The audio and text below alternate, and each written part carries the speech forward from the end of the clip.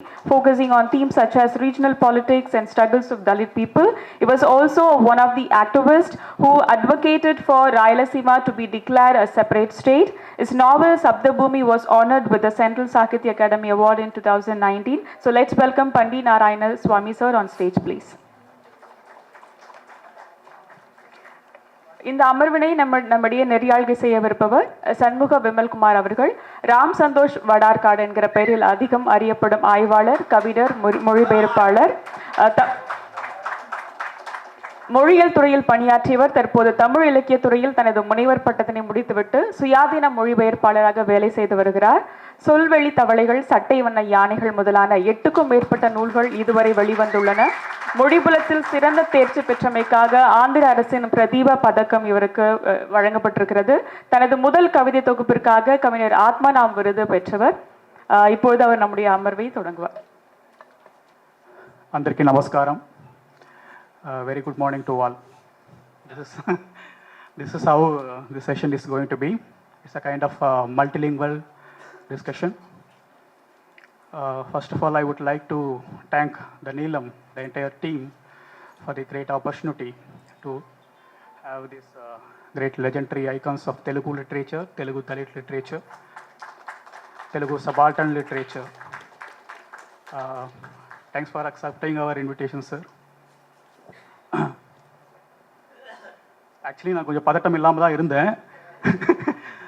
அந்த நேரக்கெடு வரும்போதே வந்து காதில் ஒரு பெல் மாதிரி அடித்தாங்க. சரி, அவங்கள பார்க்காம நம்ம உட்காந்துக்கலாம் அப்படிங்கிறதுக்காக தான் நான் இந்த பக்கம் இந்த சேரை சூஸ் பண்ணிக்கிட்டேன். இந்த செக்ஷன் வந்து தலைப்பு வந்து தெலுங்கின் தலித் ராயலசீமா குயர் இலக்கிய போக்குகள் அப்படிங்கிறது. இதில் பொதுவாக வந்து நமக்கு தலித் அப்படின்னா ஒரு ஐடியா இருக்குது, அதே போல் குயர் அப்படின்னாலும் ஒரு ஐடியா இருக்குன்னு நம்புகிறேன். பட் இதில் ராயலசீமா அப்படிங்கிற ஒரு வார்த்தை நமக்கு பரிச்சயம் இல்லாதது இல்லையா? ஸோ இந்த டிஸ்கஷன் வந்து முழுக்க வந்து தெலுங்கில் இருக்கிறதுக்கு தான் அதிக சாத்தியம். ஏன்னா அவங்களும் வந்து ரொம்ப கம்ஃபர்டபுளாக ஃபீல் பண்ணோம். நிறைய நல்ல ஆன்சர்ஸ் வந்து அவங்ககிட்ட இருந்து நம்ம கிடைக்கணும் அப்படிங்கிறனால தெலுங்கில் தான் நம்ம பேச போகிறோம். இங்கிலீஷ் நம்ம தவிர்க்க தான் போகிறோம். குடும்பமான அளவு அந்த வார்த்தைகளை மட்டும் அவங்க பயன்படுத்துவாங்க. பட் நான் வந்து உங்களுக்காக இருக்கேன். அவங்க என்ன பேசுகிறாங்களோ குடும்பமான அளவுக்கு என்னால் முடிஞ்ச அளவுக்கு அதை வந்து உடனே வந்து இன்டர்பிரேட் பண்ணி உங்களுக்கு இன்டர்பிரேஷன் பண்ணி நான் உங்களுக்கு கொடுக்குறேன். சரிங்களா?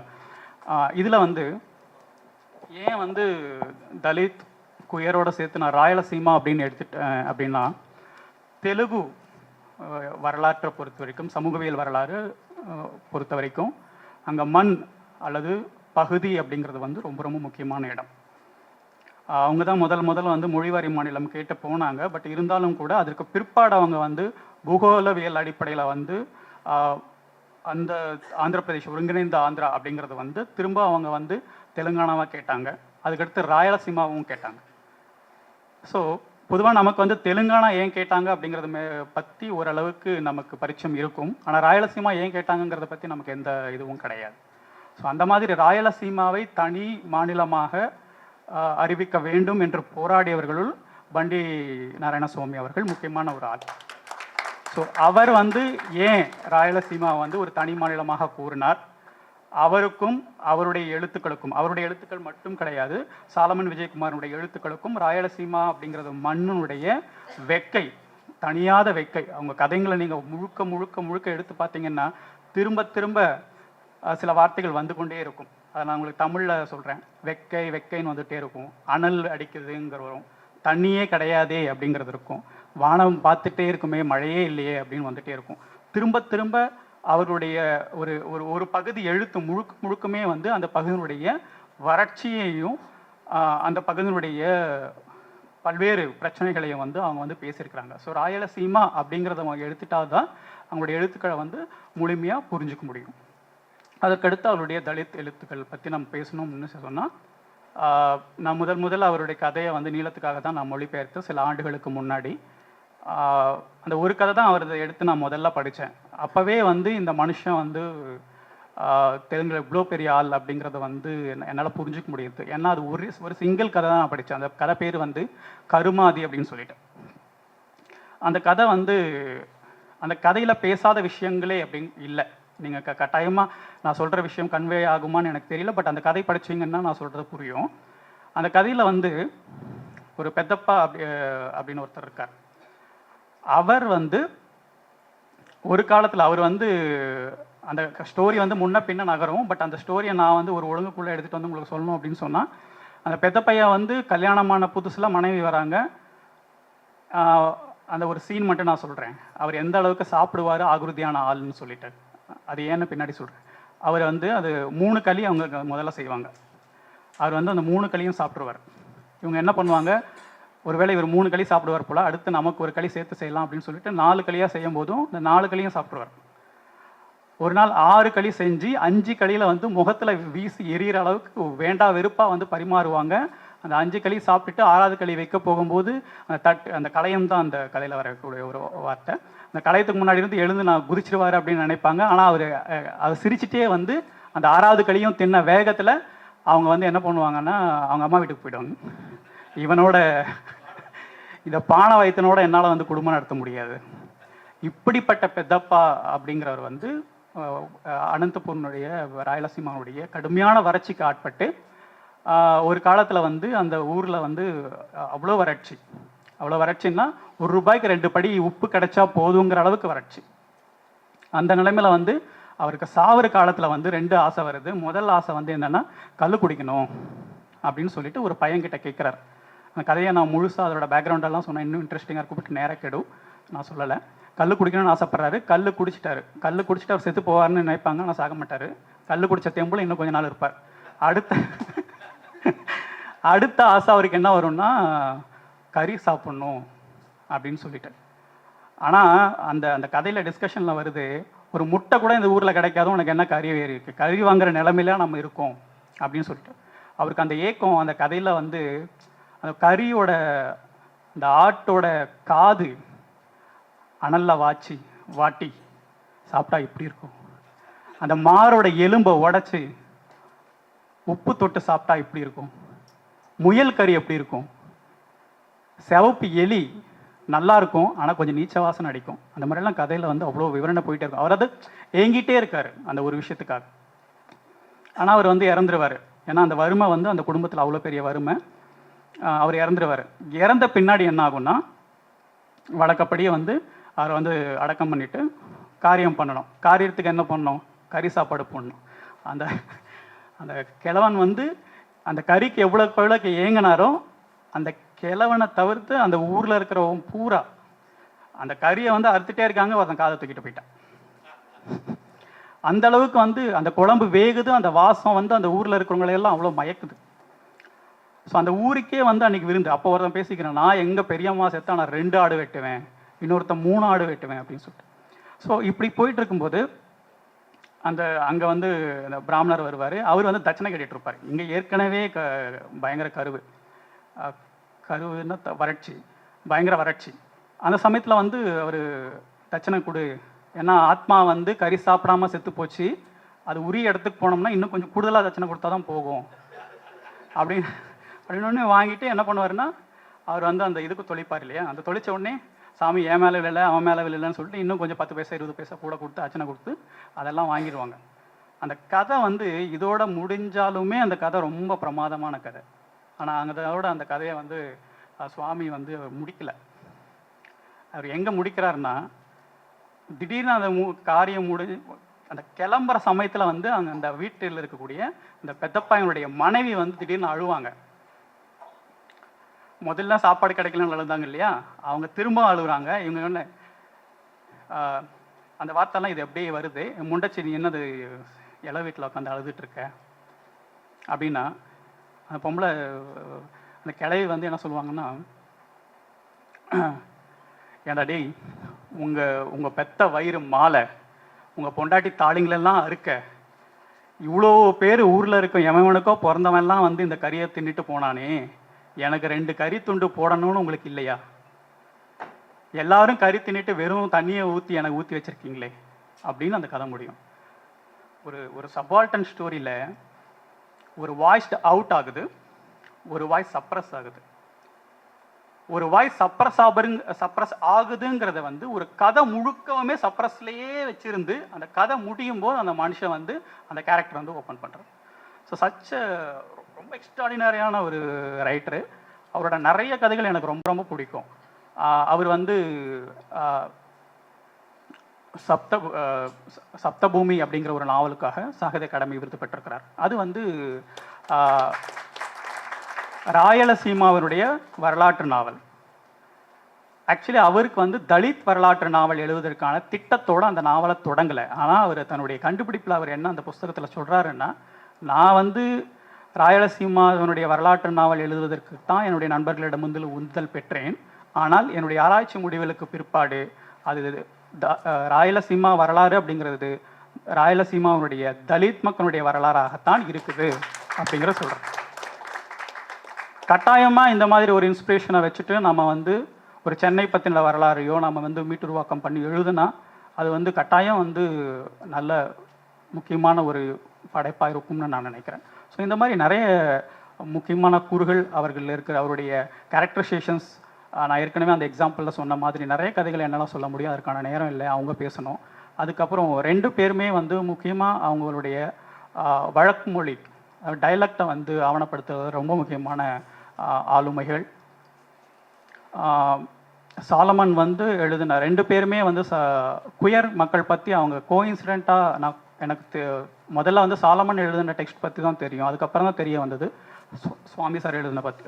இதுவும் 2 பேருமே வந்து குயர் தெலுங்குல வந்து முதல் திருநங்கைகள் பற்றிய நாவல் வந்து சுவாமி அவர்கள் எழுதின நாவல் தான். அதே மாதிரி சாலமன் அங்கே உட்காந்துட்டு இருக்கிறாரு. சாலமன் எழுதின நாவல் அப்படிங்கிறது வந்து தெலுங்குனுடைய முதல் கே நாவல் அப்படிங்கிறது. நான் வந்து என்னால் நான் ஓரளவு வாசிக்கக்கூடியவன் அப்படிங்கிற நம்பிக்கையில் நான் சொல்கிறேன்.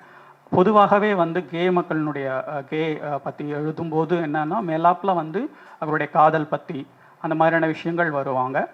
அதில் வந்து ஒரு கைண்ட் ஆஃப் ரொமான்டிசிசம் இருக்கும், ஒரு சின்ன பெயின் இருக்கும்.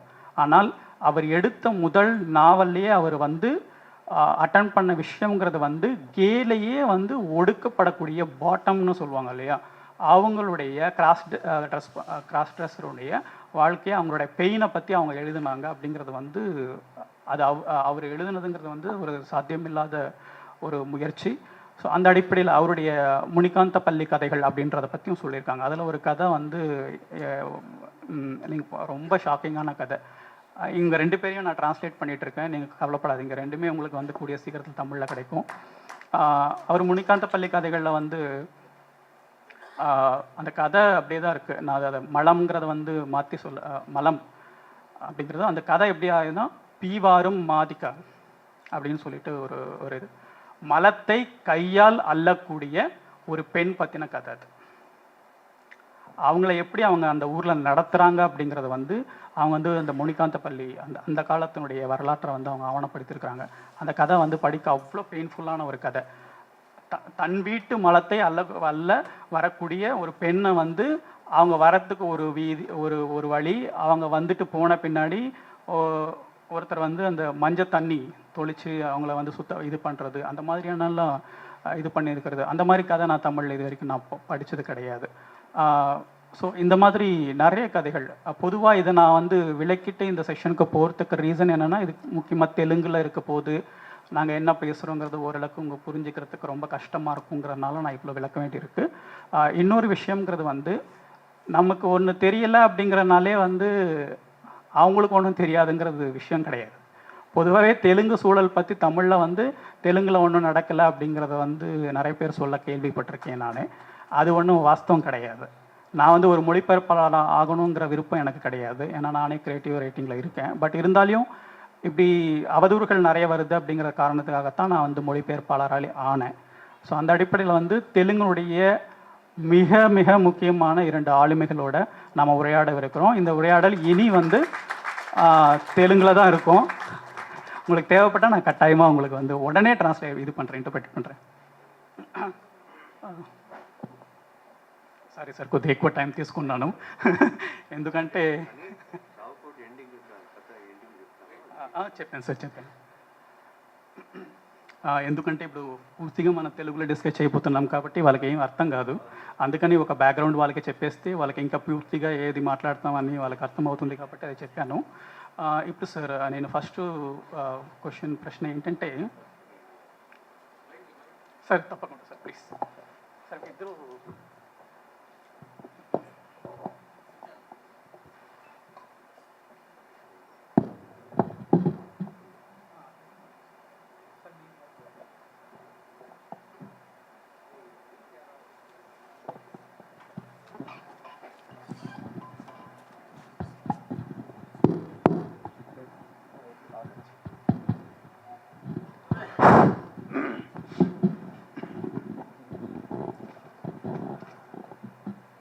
మొట్టమొదట తమిళ భాష సాహిత్యకారులు, సాహిత్య అభిమానులు అందరికీ నా నమస్కారం. ముఖ్యంగా ఇది ఒక ఆహ్లాదకరమైన సందర్భం. ఇది ఎందుకు చెప్తున్నానంటే ఆహ్లాదకరమైన సందర్భం అని, రాష్ట్రాలు పంచుకున్నప్పుడు, దేశాలు పంచుకున్నప్పుడు, ప్రాంతాలు పంచుకున్నప్పుడు ఒక విద్యుత్తు పుడుతుంది, ఒక సామూహిక విద్యుత్తు. అట్లాంటిది తెలుగు దేశానికి, తమిళ దేశానికి అటువంటి సంబంధం ఉంది. మనకు తెలుగు, తమిళం, కన్నడం, మలయాళం ఈ 4 భాషలు ఉన్నాయి. ఈ 4 భాషలు కూడాను ఒకే భాష, ద్రావిడ భాష నుంచి జన్మించిన భాషలు. ఈ 4 భాషలలో, 4 ద్రావిడ భాషలలో అత్యధికంగా ప్రాచీన లక్షణాలు నిలుపుకున్న భాష తమిళం. అటువంటి ప్రాచీన ద్రావిడ లక్షణాలు ఎక్కువగా నిలుపుకున్న భాష తమిళం. కాబట్టి ఆ తమిళ సోదరుల ముందు నేను ఈ కార్యక్రమం జరుపుతూ ఉన్నందుకు చాలా ఆహ్లాదకరంగా ఉన్నది నాకు. అందుకని మొట్టమొదట ద్రావిడ భాషకు సంతతి అయిన తమిళ భాషకు మొట్టమొదట వినయంగా నమస్కరిస్తూ ఉన్నా. சார் இப்போது முக்கியமாக எல்லாருக்கும் வணக்கம் சொல்கிறாரு. அதுதான் அவர் முக்கியமான ஒரு விஷயம் சொல்கிறாரு. தமிழ்நாட்டில் இந்த விஷயம் பொதுவாக அங்கீகரிக்க மாட்டாங்க. இது ஒரு மொழியியல் பூர்வமான ஒரு விஷயம். என்னென்னா, திராவிட மொழிகளுக்கு தாய்மொழி அப்படின்னு ஒன்று இருக்குது. அது பேர் மூல திராவிடம் சொல்லிட்டு. அந்த மூல திராவிடத்திலிருந்து ஒரு பண்பட்ட மொழியாக தமிழ் இருக்குது. அந்த தமிழ் ஒவ்வொரு தேசம், மாநிலம் அப்படின்னு பிரியும் போது அதனுடைய தனித்துவம்னு ஒன்று இருக்கு இல்லையா, ஸோ அந்த மாதிரியான ஒரு தனித்துவம் மிக்க ஏனைய விஷயங்கள்லேருந்து மாறுபட்ட ஒரு தனித்துவம் மிக்க ஒரு தமிழ் மொழி மக்கள் அப்படிங்கிறவங்க முன்னாடி நான் பேசுகிறத ரொம்ப சந்தோஷமாக நினைக்கிறேன் அப்படின்னு சொல்கிறேன்.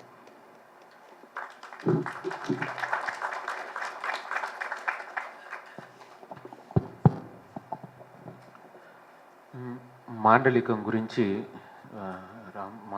గురించి నన్ను ఎక్కువగా అడుగు, ఎందుకంటే నా మెయిన్ అదే. కాబట్టి నేను కూడా అన్న చెప్పినట్లు గత 1000 ఏళ్ళుగా తెలుగు సాంస్క్రిటైజ్ అవుతూ వస్తుంది నేడు కూడా, ఇప్పుడు కూడా. తమిళ అలా అవ్వల. That's why thank you, hats off to Tamil people. మీరు ఫైట్ చేస్తారు, మా వాళ్ళు ఫైట్ చేయరు. దట్స్ వై నేను స్ట్రాంగ్గా మాండలికం మీద నిలబడ్డా. మాండలికంలోనే తెలుగు ఉంది. ఏదైతే దళిత్ భాష, తక్కువ భాష, లేకపోతే మాండలికం పల్లెటూరు భాష అని చెప్తారో అందులోనే తెలుగు ఉంది. పత్రికా భాషలో తెలుగు లేదు. కాబట్టి నేను చాలా సంతోషంగా ఉన్నాను. మాండలికం గురించి ఏదో నాకు తెలిసి చెప్పబోతాను. Thank you. ஸோ அவர் சொல்கிற விஷயமும் ரொம்ப முக்கியமான விஷயம். 2 பேருமே தமிழ் தமிழோட பெருமை அவங்க பேசலை. ஆக்சுவலி அவங்க என்ன பேசுகிறாங்கன்னா, சான்ஸ்கிரிட்டைஸ்ட் அல்லது அந்த மொழியினுடைய ஆதிக்கத்தின் மூலயமாக நம்ம மொழியில் ஏற்படக்கூடிய அந்த விஷயங்கள் இருக்கு இல்லையா, வர்ணாசிரம திணிப்பாகட்டும், அந்த எல்லா விஷயங்கள்லேருந்தும் ஒரு மித்திக்கல் கான்செப்ட் ஆகட்டும், அதிலிருந்து தன்னை தற்காத்து கொண்ட மொழி அப்படிங்கிறதுல தமிழ் மேலே அவங்களுக்கு பற்று இருக்குது. வேற எந்த இதுவும் இல்லை. அதில் அவங்க என்ன நினைக்கிறாங்கன்னா, தெலுங்கு எல்லாருக்கும் தெரிஞ்ச விஷயம்தான். அதிக அளவு சான்ஸ்கிரிட்டைஸ்டு ஆன ஒரு மொழி. நீங்கள் மலையாளத்துலேயும் அதை பார்க்கலாம், இதுலேயும் பார்க்கலாம். ஸோ அதை யார் பயன்படுத்துகிறாங்கங்கிறது இருக்குது. அவர் என்ன தன்னை வந்து முயற்சி பண்ணுறாருங்கிற தலித்துக்களுடைய மொழி அப்படிங்கிறது வந்து அது வந்து சான்ஸ்கிரிட் சைஸ்டு ஆகாத வழக்கு மொழி தான், வழக்கு தான் என்னோட மொழி, அதனால தான் நான் வந்து வழக்கில் எழுதுகிறேன். ஸோ நீங்கள் கேள்வி கேட்கும்போது கட்டாயம் வந்து வழக்கு சார்ந்தும் நாங்கள் கேள்வி கேட்க, இதை பற்றி நம்ம நிறைய பேசலாம் அப்படின்னு சொல்கிறேன்.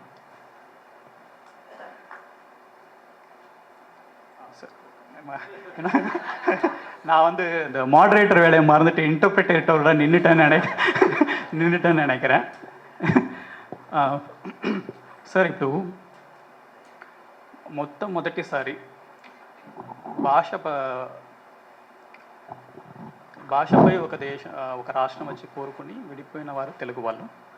కానీ దాని తర్వాత తెలంగాణ కానీ రాయలసీమ కానీ మీరు కోరుకున్నారు రాష్ట్రం కావాలని. అది ఎందుకు కోరుకున్నారు అనేది మొదటి ప్రశ్న. అలాగనే తెలంగాణ వాళ్ళు కోరుకున్నారు, ఎక్కువ పోరాడారు, వాళ్ళకు ఒక రాష్ట్రం ఇచ్చారు. సో రాయలసీమ వారికి వాళ్ళ పోరాటానికి తెలంగాణ వాళ్ళు చేసినటువంటి ఒక పోరాటానికి ఏమైనా వ్యత్యాసాలు ఉన్నాయా అనేది గురించి మీకు చెప్తే నేను అది చెప్తాను.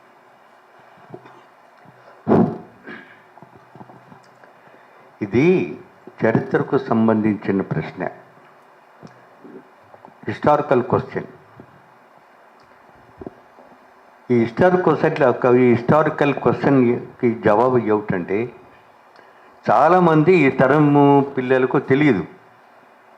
ఏం తెలియదంటే, ఒకప్పుడు ఆంధ్ర రాష్ట్రము మద్రాసు ప్రెసిడెన్సీలో ఒక భాగం. మద్రాసు ప్రెసిడెన్సీలో ఆంధ్ర రాష్ట్రం భాగమైన సందర్భంలో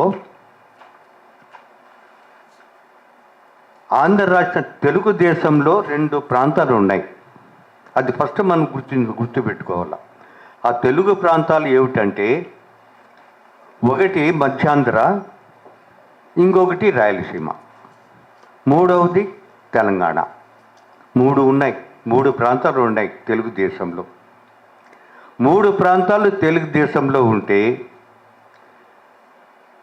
ఆధిపత్య భాషగా ఏది ఎదిగింది, సంపన్న ప్రాంతం ఏది అంటే దక్షిణాంధ్ర, మధ్యాంధ్ర. ఈ మధ్యాంధ్రకు 1850లో నీళ్లు వచ్చినాయి. అభివృద్ధికి కారణము అంబేద్కర్ చెప్పినట్లు చదువు అయితే, ఒక దేశం సుసంపన్నం కావడానికి కావలసినవి నీళ్లు. ఎక్కడ నీళ్లుంటాయో ఆ నీటి ఒడ్డునే నాగరికతలు పుడతాయి. అది నైలు నది కానీ, సింధు నది నాగరికత కానీ, నదులకు పరివాహక ప్రాంతంలోనే ఏ నాగరికత కూడా విలిసెల్లుతుంది. కాబట్టి నదులకు, నీళ్లకు డెవలప్మెంట్కు, ఈ వాటర్కు డెవలప్మెంట్కు ఉన్న అభివృద్ధి కాదనలేదు. ఒక్కసారి మీరు తమిళనాడు రాష్ట్రంలోకి తుంగి చూడండి. తమిళనాడు రాష్ట్రంలోనే నీటి ఉన్న ప్రాంతాలు సుసంపన్నంగా ఉంటాయి, నీటి లేని ప్రాంతాలు వెనుకబడి ఉంటాయి. నీళ్లు కారణము మానవుని ఎదుగుదలకు, అభివృద్ధికి, డెవలప్మెంట్కి. నీకు పరిశ్రమలు కావాలనుకో, పరిశ్రమలు పెట్టాలంటే ఏం కావాలా? వాటర్ కావాలా. ఇండస్ట్రీస్ పెట్టాలన్నా వాటర్ కావాలా. వాటర్ లేకుండా ఇండస్ట్రీస్ పెట్టలేరు ఎక్కడ. కాబట్టి వాటర్కి డెవలప్మెంట్కి చాలా సంబంధం ఉంది. ఈ వాటర్ వాళ్ళకి 1850లో వచ్చింది వాటర్.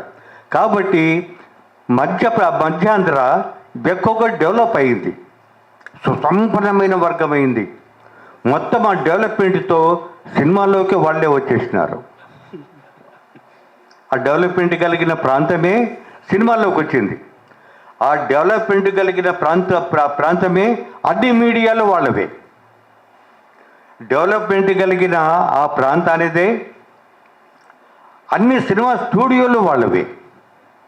ఆ విధంగా ఒక సుసంపన్నమైన ప్రాంతము మొత్తం సంస్కృతిని అంతా మీద కూడాను పెత్తనం చలాయిస్తుంది.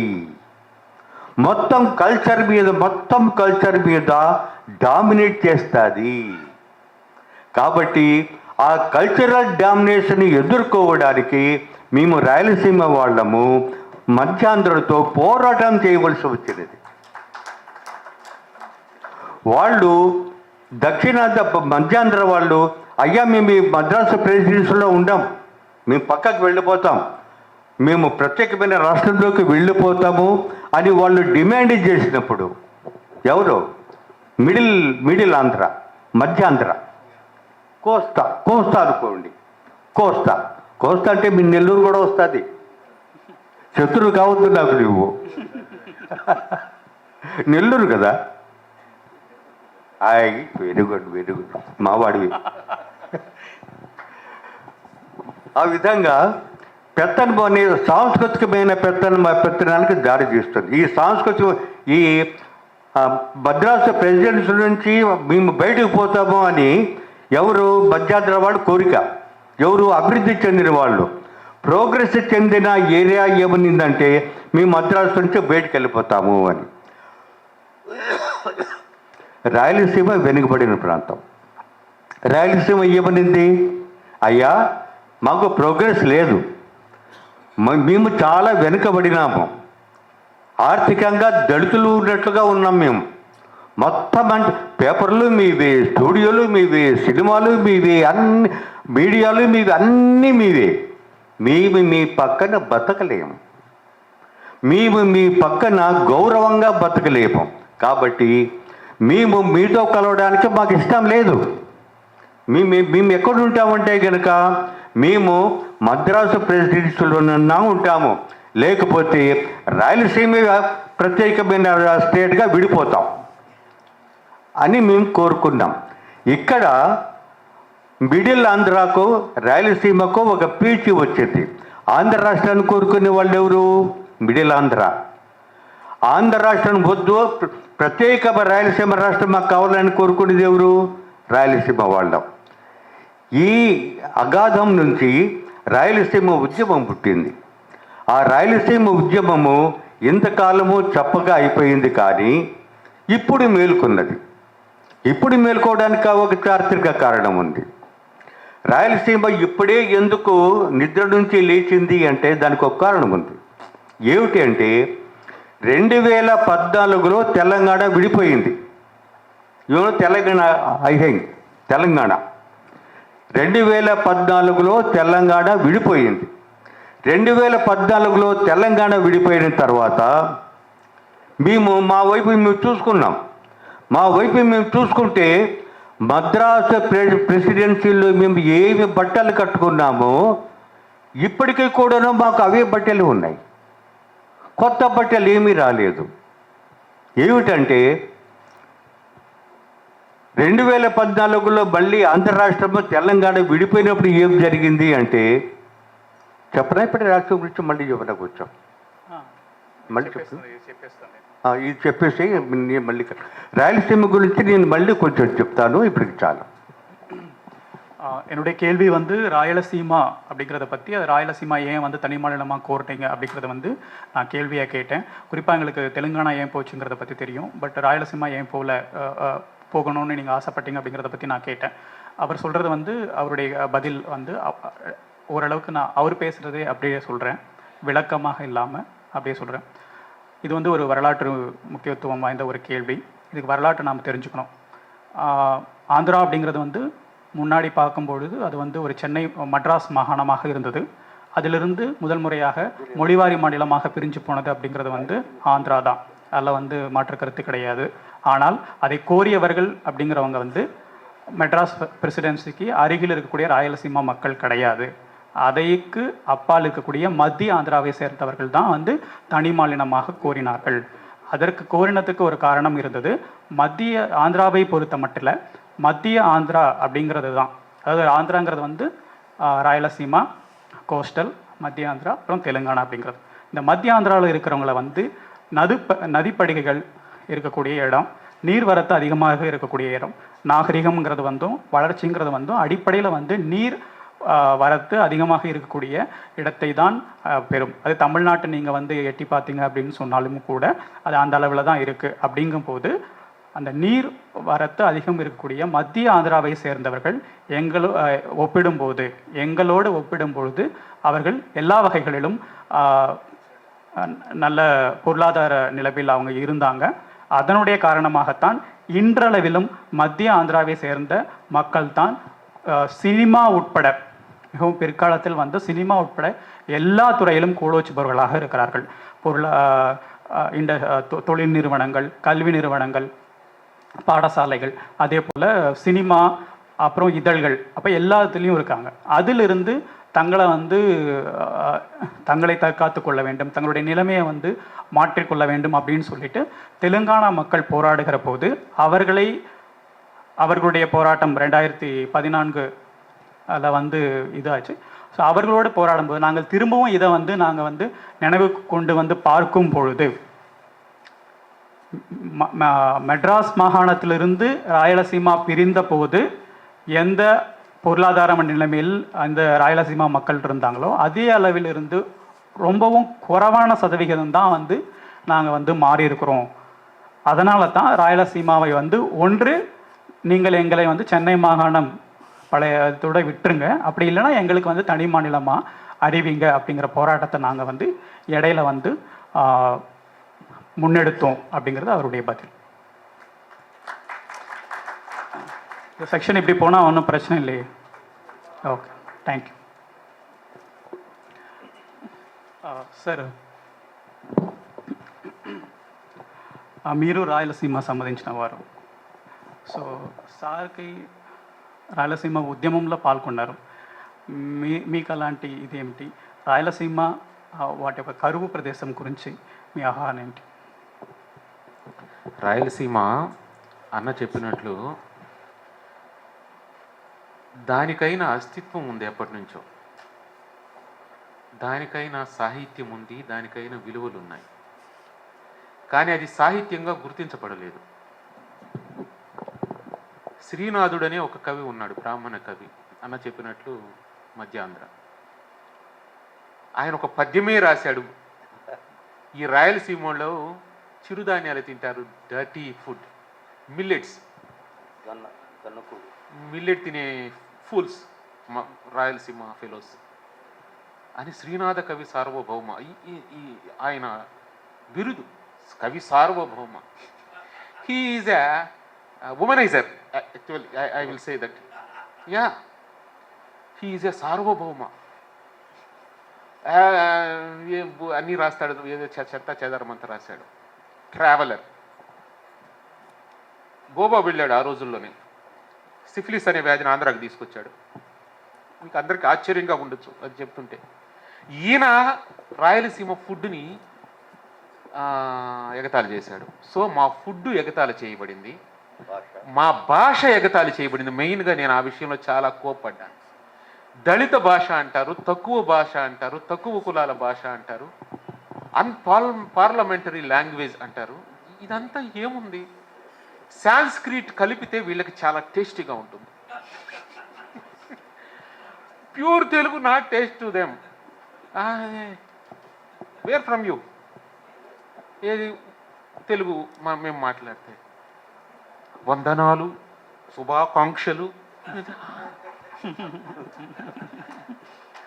దండాలయ్యా, మా దండాలయ్యా, దండాలయ్యా గో. సో లాంగ్వేజ్ విషయంలో మేము వివక్షణ ఎదుర్కొంటున్నాం ఈ రోజు వరకు. అందుకే నేను పట్టి అదే ఏదైతే మీరు తిడుతున్నారో దానిలోనే రాస్తా.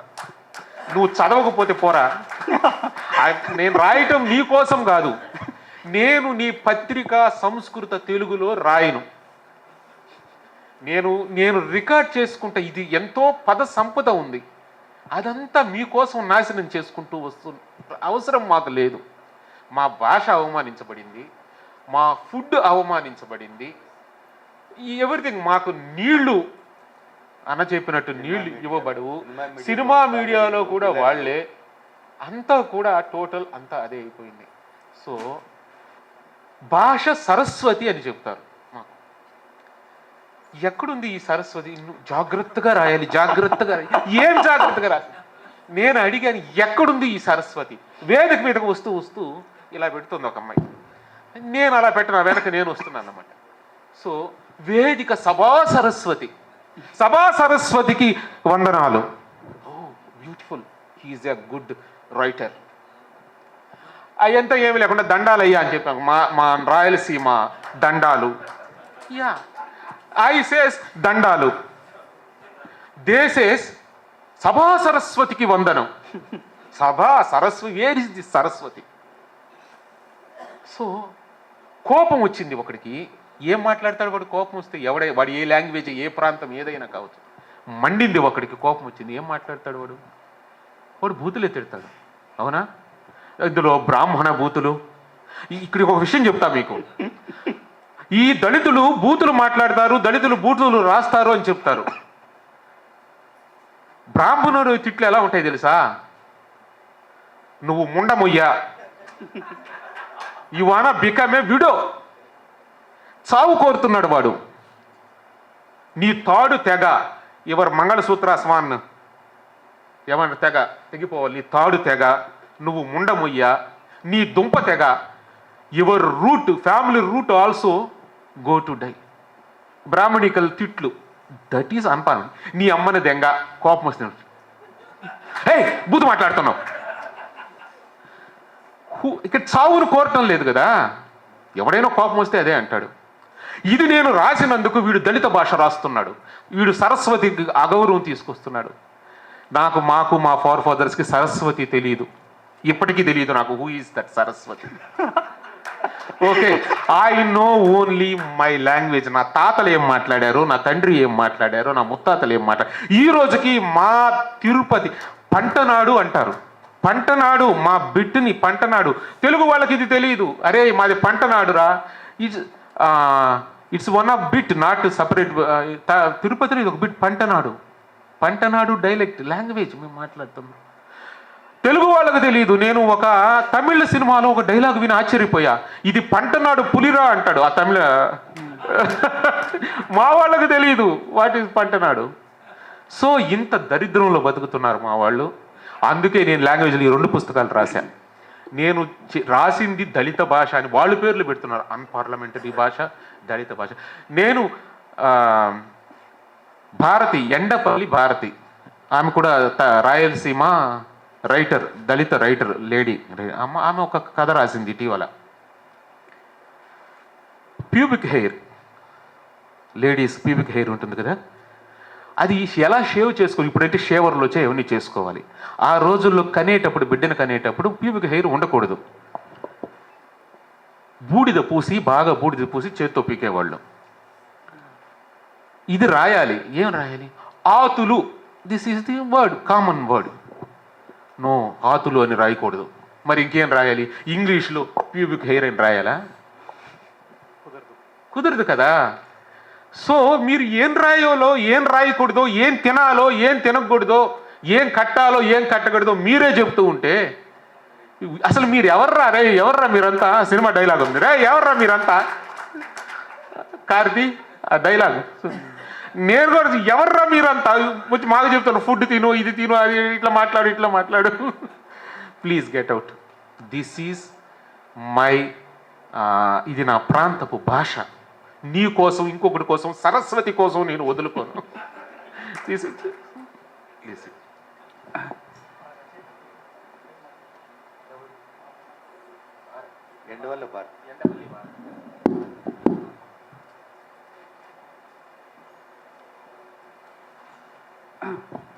முன்னாடி கேட்ட கேள்விக்கு தான் இந்த உப கேள்வியும் நான் கேட்டேன். கேள்வி உங்களுக்கு எந்த சந்தேகமும் வேண்டாம். பட் பதிலில் வந்து நிறைய வேறுபாடு இருக்கு. அவர் வந்து அதனுடைய பொருளாதார வளர்ச்சி, பழைய நீர் அடிப்படையிலான வளர்ச்சி அப்படிங்கிறத பற்றி சொல்லியிருந்தாரு. இவருடைய பதிலுங்கிறத வந்து ராயலசீமாவை பொறுத்த வரைக்கும் அந்த மத்திய ஆந்திராவை சேர்ந்த மக்கள், குறிப்பாக வந்து ஒரு பிராமண கவிஞரே கூட எங்களுடைய மொழியை பார்த்து அது வந்து நீஷ பாஷை அப்படின்றதும், எங்களுடைய உணவு பழக்க வழக்கங்களை பார்த்து இவங்க வந்து தானியம் சாப்பிட்றவங்க, சிறுதானியம் சாப்பிடக்கூடியவங்க அப்படின்னும், இவங்க பேசக்கூடிய மொழிங்கிறது வந்து ஒரு கொச்சையான மொழி அப்படின்னும் தொடர்ந்து ஒரு கவிஞர், அந்த கவிஞருக்கு வந்து பல்வேறு பட்டங்கள், கவிதை சார்ந்த பட்டங்கள் கொடுக்கப்பட்டிருக்கு. ஆனால் அவர் வந்து ஒரு மக்கள், ஒரு தனிநபர் மட்டும் இல்லாமல் ஒரு ஒட்டுமொத்த மக்களையும் வந்து சொன்ன வார்த்தைகள் அப்படிங்கிறது வந்து இதுதான்.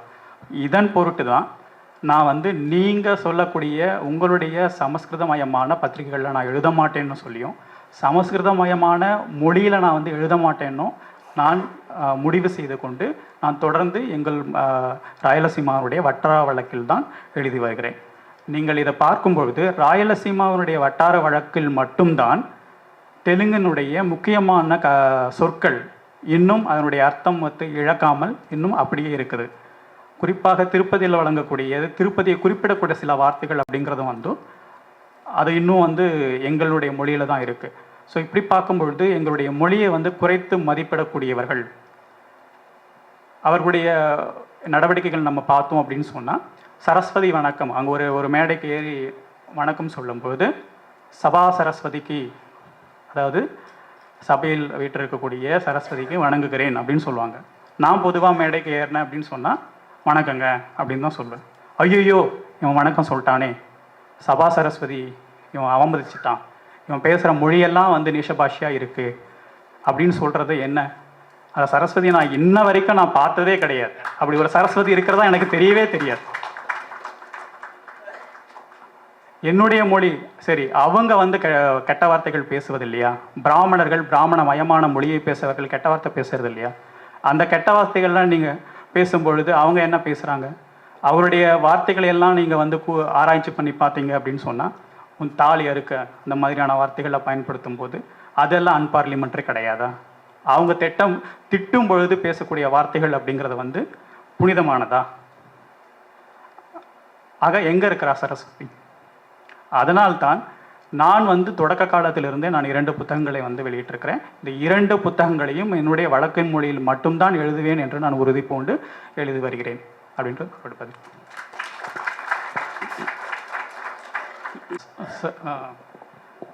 ఇప్పుడు ఇద్దరు ఒక పాయింట్ చెప్పారు. రెండిటి నుంచి నాకు ఒక ప్రశ్న తోస్తుంది. ఏంటంటే ఇప్పుడు మీరు ఆయన చెప్పేటప్పుడే ఆయన గుర్తిస్తున్నాడు, రాయలసీమ అనేది దళితులే అన్నది ఆయన డైరెక్ట్గా ఆ వాక్యం వాడకపోయినా దళిత ప్రాంతం అని చెప్తున్నాడు. ఇప్పుడు మీరు రాయలసీమ చరిత్ర రాయడానికి ప్రయత్నిస్తున్నారు, కానీ ఆ నవలలో ఒక పాయింట్ వస్తుంది, నేను ప్రారంభించింది ఏమో రాయలసీమ చరిత్ర రాయడానికి, కానీ రాసేటప్పుడు తెలిసింది అది దళిత చరిత్ర అని. సో ఈ నవల రాయాలని ఎలా మీకు తోసింది? అది రాసేటప్పుడు మీరు కనుక్కున్నట్టు విషయాలు ఏమిటి? దాని గురించి చెప్పండి. సప్తభూమి నవల రాయాలని దాదాపు చాలా ఏళ్ళుగా నాకు అనిపిస్తూ ఉన్నది. ఎందుకు అనిపిస్తూ ఉన్నది అంటే,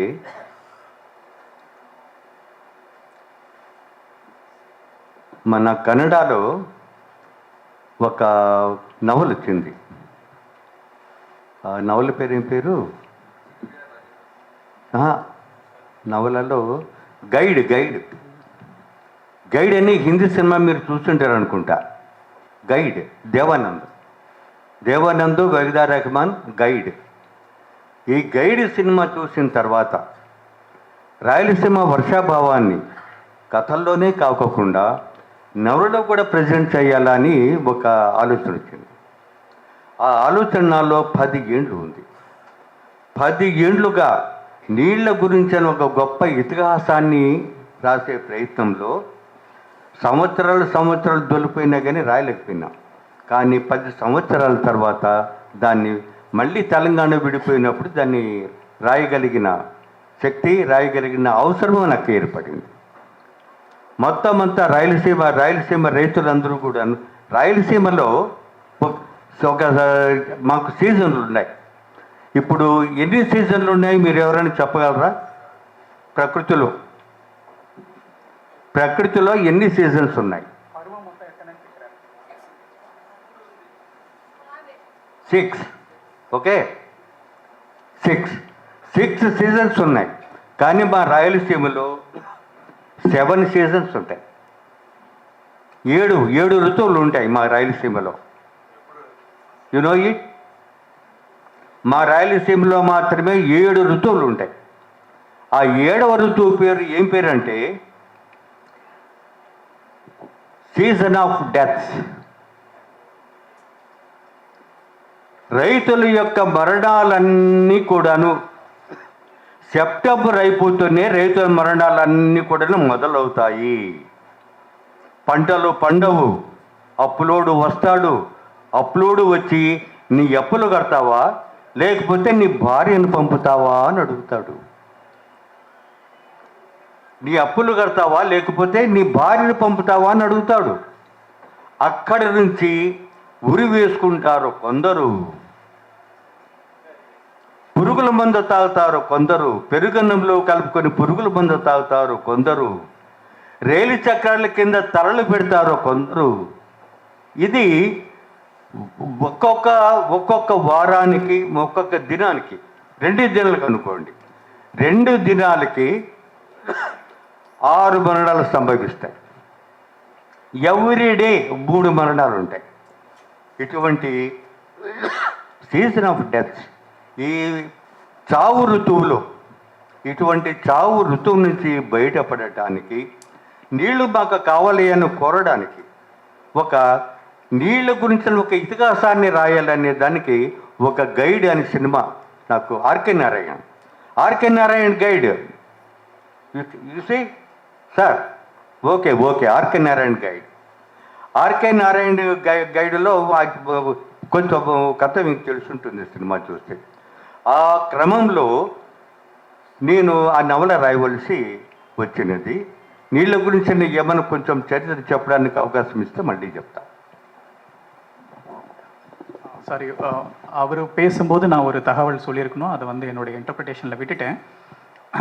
அவர் வந்து அந்த என்னுடைய மொழி வந்து நீஷ மொழியாக இருக்குது அப்படின்ட்டு நீங்கள் சொல்கிறீங்க இல்லையா, அது அப்படி இருக்குது அப்படின்னா அதுக்கு ஒரு எக்ஸாம்பிள் அவர் சொல்கிறார். எங்களோட சேர்த்து பாரதி அப்படிங்கிற ஒரு பெண் எழுத்தாளர் வந்து கதை எழுதுகிறாங்க. அவங்க எழுதின கதை ஒன்று, பெண் வந்து பிரசவிக்கும் பொழுது யோனியனுடைய மேல்பரப்பில் இருக்கக்கூடிய முடிகள் எல்லாம் வந்து நீக்கணும். அதை பற்றி நான் வந்து அவங்க வந்து கதை எழுதுகிறோம். அப்போ அவங்களுக்கு அந்த இடத்துல அந்த யோனி மேலே இருக்கக்கூடிய முடிகளுக்கு தெலுங்கில் ஒரு வார்த்தை இருக்குது, ஓகேங்களா? அந்த வார்த்தையை வந்து அவங்க பயன்படுத்துறதுக்கு முயற்சி பண்ணுறாங்க. அதுக்கு பேர் ஆத்துலுன்னு அர்த்தம். தமிழில் டைரக்ட் வார்த்தை இல்லைனாலே பொச்சு அப்படின்னு சொல்லலாம். இந்த வார்த்தைக்கு அவங்க பர்டிகுலராக அந்த வார்த்தை அவங்களுக்கு இருக்குது. ஆனால் அந்த பொச்சுங்கிற வார்த்தை, ஆத்துலுங்கிற வார்த்தையை வந்து பயன்படுத்தாமல் நீங்கள் அதுக்கு பதிலாக இங்கிலீஷில் பயன்படுத்தினா அந்த கதையில் ஒரிஜினாலிட்டி எப்படி வரும் அப்படின்னு அவங்க ஒரு கேள்வி கேட்குறாங்க, ஓகேங்களா? அப்புறம் அது கூடுதலாக ஒரு ஒரு ஒரு சம்பவம் சொல்கிறாரு, ரொம்ப மோசமான சம்பவம். அந்த சமயங்களில் அந்த மயிரை வந்து எப்படி மழிக்கிறதுங்கிறது வந்து ஒரு கேள்வி. அதுக்கு அவங்க என்ன பயன்படுத்தியிருக்காங்க அப்படின்னு சொன்னால், அந்த காலத்தில் சாணி இருக்கு இல்லைங்களா, சாணியை கரைச்சி அந்த இடத்துல பூசி ஒரு முடியாக பறிச்சிருக்காங்க, ஒன்று ஒன்றா பிடுங்கியிருக்காங்க. ஸோ அதுதான் அந்த கதை. கட்டாயமாக இந்த கதையை நம்ம மொழிபெயர்க்கலாம். அது அவருடைய கேள்வி. ஸோ 2வது கேள்வி வந்து இப்போ நான் கேள்வி கேட்ட கேள்வி. இப்போ விஜய் வந்து பேசும்போது அவர் நேரடியாக சொல்லாட்டியும் மற்ற மத்திய ஆந்திரா வந்து இவங்களை ஒடுக்கிற அடிப்படையில் பார்க்கும்போது அது கிட்டத்தட்ட வந்து ஒரு தலித் பூமியாகத்தான் தெரியுது. நீங்கள் வந்து ஒரு வரலாற்று நாவல் எழுதுறீங்க. ஆனால் வரலாற்று நாவல் எழுதணும்னு ஆசைப்படும் போது அது தன்னியல்பிலேயே அது வந்து தலித் மக்களுடைய வரலாறாக மாறிச்சு. அதை பற்றி நீங்கள் என்ன நினைக்கிறீங்க அப்படின்னு சொல்லும்போது, நான் தொடர்ந்து வந்து இந்த ஐடியா வந்து நான் இங்கே ஆர்கே நாராயணன் எழுதின ஒரு புஸ்தகத்தை பார்த்து தான் எனக்கு இந்த ஐடியா வந்தது. குறிப்பாக இது வந்து ராயலசீமாவுடைய நீர் வரலாறு, ஓகேவா? அதை பற்றி நான் எழுதணும் அப்படிங்கிறத வந்து நான் ஆசைப்பட்டேன். ஆனால் தொடர்ந்து என்னால் வந்து சிறுகதைகள் எழுத முடிஞ்சாலும் கூட, குறிப்பாக இந்த கருப்பொருளை வந்து நான் 10 ஆண்டுகளுக்கு மேலாக இதில் எழுதணும்னு ஆசைப்பட்டாலும் கூட என்னால் எழுத முடியல. ஆனால் தெலுங்கானா பிரிவினை வந்ததுக்கு பிற்பாடு அதை எழுதணுங்கிற உத்வேகம் திரும்பவும் பெறப்பட்டு அந்த நாவலை வந்து நான் எழுதி முடித்தேன். இந்த நாவல் அப்படிங்கிறது வந்து அடிப்படையில் வந்து ராயலசீமாவுடைய நீர் வரலாறு தொடர்பானது. இது சார்ந்து உங்களுக்கு வேறு எதுவும் கேள்வி இருந்தால் நான் கட்டாயம் அடுத்த பதிலில் சொல்கிறேன் அப்படின்னு சொல்லியிருக்காரு. సార్, ఇప్పుడు ఆయన మాట్లాడేటప్పుడు బ్రాహ్మణ కులం గురించి చెప్పారు. మీ నవల కానీ కథలు కానీ ఎక్కువ బ్రాహ్మణటైజేషన్ సంబంధించి చాలా సటైరికల్గా వాళ్ళ గురించి వాళ్ళ ద్వేషాల గురించి మీరు చాలా మంచిగా రాశారు. దాంట్లో ఇంకో కథ ఆయన సరస్వతి గురించి మాట్లాడారు. మీరు హెచ్ సరస్వతి అని ఒక కథ రాశారు. ఒక మంచి చాలా గ్రేట్ స్టోరీ అది. దాంట్లో మళ్ళీ బ్రాహ్మణులు వస్తున్నారు. బ్రాహ్మణులు నడిపేటువంటి ఒక స్కూల్ అది. ఆ స్కూల్లో హెచ్ సరస్వతి ఆమె వస్తుంది. సో ఆ కథలో మళ్ళీ బ్రాహ్మణుడే ఈ దళిత ఆమెకి సపోర్ట్ చేసినటువంటి ఒక క్యారెక్టర్ వస్తుంది. చాలా మంచి స్టోరీ. మీరు పూర్తిగా బ్రాహ్మణుల గురించి రాశారు, సటైరికల్గా రాశారు. కానీ ఆ కథలో ఒక బ్రాహ్మణుడిని దళిత ఆమెకి సపోర్ట్ చేసేంత ఎందుకు రాశారు? బ్రాహ్మణుల గురించి మీ అభిప్రాయం, క్యాస్ట్ అనేది వాళ్ళ పుట్టుకతో వస్తుందా అనేది నాకు.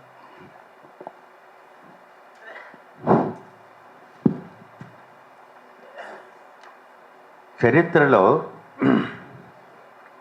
ఇప్పుడు కనిపించినంత హీనంగా వృత్తులు ఎప్పుడూ లేవు. చరిత్రలో వృత్తులు కలిగిన వాళ్ళు ఇక్కడ వృత్తులతో చేసిన వస్తువులని 13, 12, 13, 14, 15 శతాబ్దాలలో మనము రోమ్కి ఎగుమతి చేసినాం. ఇక్కడ నుండి వస్తువులు, ఆ వస్తువులు కూడాను వృత్తి కులాల వారు చేసినవి. పరిశ్రమలు లేవు, అప్పుడు పరిశ్రమలు లేవు, వృత్తులు మాత్రమే ఉన్నాయి. మొట్టమొదటి సైంటిస్ట్ ఎవడో మీకు తెలుసా? ఎవరైనా చెప్పగలరా? Sir you please put them. Scientist நம்ம ஊரில் முதல் விஞ்ஞானி யாருன்னு கேட்குறாரு. சார் ఎన్నిబడి సార్ మొట్టమొదటి సైంటిస్టు நம் நாட்டினுடைய முதல் விஞ்ஞானி யாருன்னு கேட்குறார். விஞ்ஞானி scientist next Jagadish Chandrabose. Next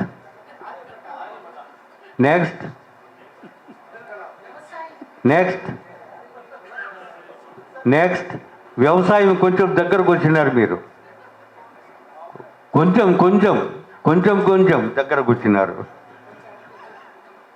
next Ambedkar సైంటిస్టా? ఆయన బౌద్ధంలో సైంటిస్టు, దళిత్ ఉమెన్లో సైంటిస్టు. నో సార్ నేను చెప్పునా, మొట్టమొదటి సైంటిస్ట్ ఎవడంటే మనకు ఆటవిక జాతి నుంచి బయటపడి చేసిన మొట్టమొదటి వృత్తి ఏది అంటే వేట. ఆ వేటలో వాడు జింకని వేటాడతాడు.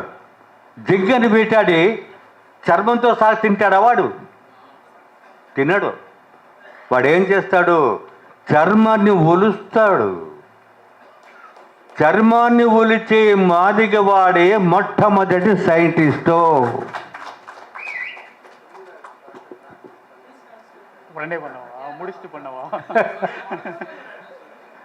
కాబట్టి చర్మాన్ని ఒలిచే మొట్టమొదటి సైంటిస్ట్కి మనమంతా ఒకసారి జేజే కొట్టకపోతే, ఎన్ని సంతాప సభలలో ఎవరెవరి కోసమో నిలబడినామే, ఒక్కసారి మనము ఆ మొదటి సైంటిస్టుకు జై కొడదామా? మొట్టమొదటి సైంటిస్టు దళిత సైంటిస్టు, చర్మ నిపుణుడే మొట్టమొదటి సైంటిస్టు. చర్మాన్ని ఎట్లా ఒలిచాలా? మొట్టమొదట కత్తితో కడుపు మీద ఒక ఘాటు పెడతాడు. కడుపు ఆ పక్క ఈ పక్క కడుపు చర్మాన్ని తీస్తాడు. ఆ చర్మంలోకి చేయి దురుస్తాడు. చేయి దుర్చి ముందుకు పోతాడు. ఇట్లా చర్మం ఒలుచుకుంటూ. నువ్వు నేను చదువుకున్నవాడు చర్మాన్ని ఒలచలేం. చర్మాన్ని ఒలిసి అది ఎక్కడో చోట మధ్యలో తెగిపోతుంది. చర్మం తెగకుండా పూర్తిగా ఒక జంతు చర్మాన్ని ఎక్కడ ఘాటు కూడా పడుకోకుండా, కొంచెం చిరికిపోయినా కూడా పనికిరాదు. అది ఒక ఘాటు కూడా పడుకోకుండా చర్మాన్ని ఒలుస్తాడే వాడు మొట్టమొదటి సైంటిస్టు. వాడికి ఒక్కసారి జేజే కొడదాము.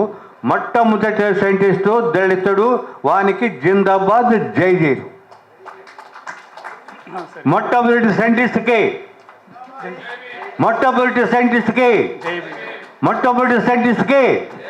ஜெய் பீம். என்னோட கேள்வி வந்து இப்போ வந்து அவர் விஜயகுமார் பேசும்போது பிராமணர்கள் பற்றி பேசிட்டாரு, சரஸ்வதி அப்படிங்கிற வார்த்தையும் அவர் பயன்படுத்தினார். சார், நீங்கள் வந்து உங்களுடைய நாவல்கள், சிறுகதைகள் முழுக்க முழுக்க வந்து பிராமணர்களுடைய அயோகத்தனங்களை வந்து சுட்டிக்காட்டி எழுதியிருக்கிறீங்க. அதிலும் குறிப்பாக வந்து சரஸ்வதி அப்படிங்கிற வார்த்தையை அவர் பயன்படுத்துகிறாரு. நீங்கள் வந்து ஹெச் சரஸ்வதி அப்படின்னு ஒரு கதை எழுதியிருக்கீங்க. அந்த கதை அப்படிங்கிறது வந்து பள்ளியில் ஒரு ஸ்கூலில் வந்து ஒரு பிராமணர்கள் நடத்தக்கூடிய ஒரு பள்ளியில் இடஒதுக்கீடு வந்து அமுல்படுத்துறதுக்கு பிற்பாடு சென்று சேர்ந்த ஒரு தலித் பற்றின ஒரு கதை அது. ஓகேங்களா? அந்த கதையில் வந்து தொடர்ந்து உங்களுடைய நாவல்கள், பல்வேறு நாவல்கள்லையும் கதைகள்லையும் பிராமணர்களை வந்து அங்கதம் மூலயமாக அவங்களுடைய வந்து விஷயத்தை பார்த்து, இந்த கதையில் வந்து அந்த தலித் பெண்ணுக்கே வந்து ஒரு பிராமணர் வந்து உதவக்கூடியவராக வந்து எழுதியிருக்காங்க அப்படின்னு சொல்லிட்டு. ஆனால் அது அப்படி எழுதியிருக்காரு. அந்த கதையில் ஒரு இம்பார்ட்டன்ட் ஒரு விஷயம் இருக்குது. அந்த பிராமின்ஸ் எல்லாம் சேர்ந்து அந்த சப்போர்ட் பண்ணுற ஒரு பிராமணனை பார்த்து என்ன சொல்லுவாங்கன்னா, இப்போல்லாம் வந்து அசைவம் சாப்பிட்றதுக்கு தான் பிராமணர்கள் எல்லாம் வந்து மார்க்சிஸ்டாகவும் நாத்திகர்களாகவும் மாறிட்டு வராங்க அப்படின்னு சொல்லுவார். அதே மாதிரி அந்த கதை ரொம்ப இம்பார்ட்டண்டான கதை. அந்த பெண் வந்து அங்கே சேர்றாங்க இல்லையா, அவங்களுக்கு வந்து நிறைய குடைச்சல் கொடுக்கணும்னு வந்து இது பண்ணுவாங்க. அதுக்கப்புறம் என்ன ஆகும்னா, இந்த பிராமணனுடைய தலையீட்டால் வந்து தலித் சங்கம் அதுக்குள்ளே வந்துடும். உடனே அந்த ஸ்கூல் ஹெட்மாஸ்டர் என்ன பண்ணுவார், காலங்காத்தால் இந்த தகவல் கேட்ட பின்னாடி ஒரு அம்பேத்கர் ஃபோட்டோவை தூக்கிட்டு வாங்கிட்டு போவார். காசு கொடுத்து வாங்கிட்டு எடுத்துகிட்டு போயிட்டு மாட்டி வச்சுருவார். மாட்டி வச்சுட்டு அவங்க வந்தால் நம்ம வந்து நான் வந்து அம்பேத்கரை ஃபாலோ பண்ணுறேன் அப்படின்னு போய் சொல்லிக்கலாம். இப்படியெல்லாம் இந்த மனுஷன் வந்து கதை எழுதியிருக்காரு. ஸோ இதை பற்றி தான் நான் இது வரைக்கும் நான் பேசுனது வந்து என்னோட கேள்வி. அவர் வந்து பதில் என்ன சொன்னார் அப்படின்னு சொன்னால்,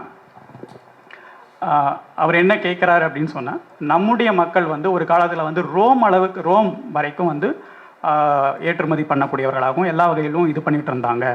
முதல் விஞ்ஞானி யார் அப்படின்னு ஒரு கேள்வி அவர் இருக்கிறார்.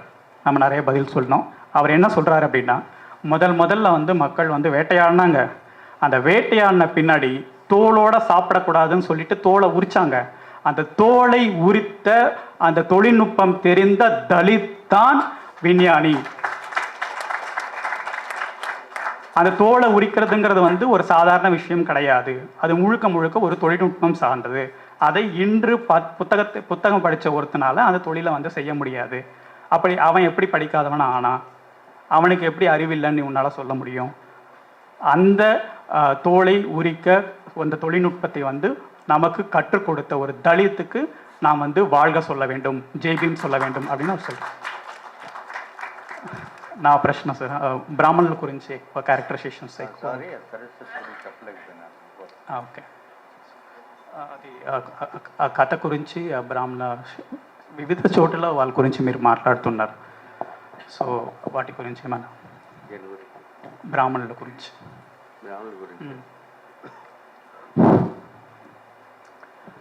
బ్రాహ్మణులు అనేది ఒకటి. కులము అనే దాన్ని మామూలుగా మనం ఏమంటామంటే, నీ దే కులము అంటే అడగకూడదు అని అంటారు.